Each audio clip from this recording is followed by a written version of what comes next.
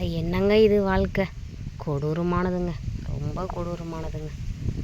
இதுதான் வாழ்க்கைன்னு புரியுறதுக்குள்ள புரிஞ்சிட்டா வாழ்க்கை இல்லை, வாழ்ந்துட்டா புரிதல் இல்லை. ரெண்டுத்துக்கும் நடுவில் தான் இந்த மனுஷனுடைய ஆயுள் காலம் நீட்டுக்குமே ஓடுது. யதார்த்தமான வாழ்க்கைங்க. எது நம்மக்கிட்ட வருதோ அதை அப்படியே அனுபவிச்சுட்டு வாழ்ந்துட்டு போயிட்டே இருக்கணும். எதையும் எதிர்பார்த்து ஓடுனா கஷ்டம்தான் மிஞ்சும். சரிங்களா? வாழ்க்கை யதார்த்தமானதுங்க. அதை கரெக்டாக எல்லா பொண்ணுங்களும் அமைச்சுக்கணுன்றது தான் என்னோடய விருப்பமும். மெயினாக இந்த உலகத்தில் பிடிச்சவங்கன்னு பார்த்தா யாருமே இருக்க மாட்டாங்க. ஏன்னு கேளுங்க, பிடிச்சவங்க தான் அதிகப்படியான வலியும் வேதனையும் நமக்கு தருவாங்க. அதை நான் நிறையாவே உணர்ந்துட்டேன்.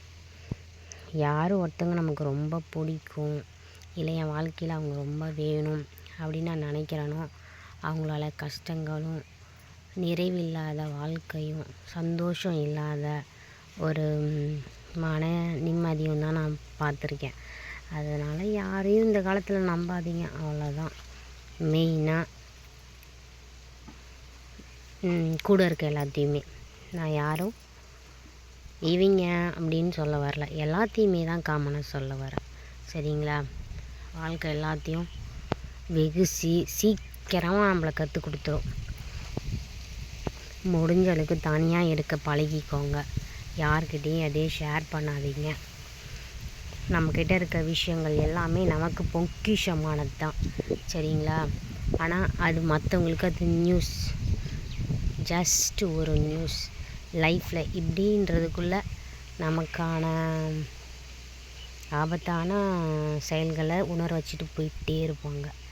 அதனால் எப்பயுமே யாரையும் எதுக்காகவும் நம்பாதீங்க. சரிங்களா? சிங்கிளாக இருக்க பொண்ணுங்க அவங்க எல்லாம் கஷ்டப்படுவாங்க. வாழ்க்கை என்னடா இது, இப்படிலாம் நமக்கு அமைஞ்சிருச்சே அப்படின்னுட்டு. பிரச்சனை இல்லை, இதுவும் ஒரு விதமான சந்தோஷமான வாழ்க்கை தான். பிடிச்சி தான் வாழ்கிறேன் அப்படின்னு வாழுங்க. அதுதான் நிம்மதியாகவே இருக்கும், நிம்மதியையும் தரும். சரிங்களா? கேட்டு பாருங்கள் ஃபேமிலியில் இருக்க உமன் எல்லாத்துக்கிட்டேயும் அது எவ்வளோ கஷ்டம் அப்படின்னுட்டு.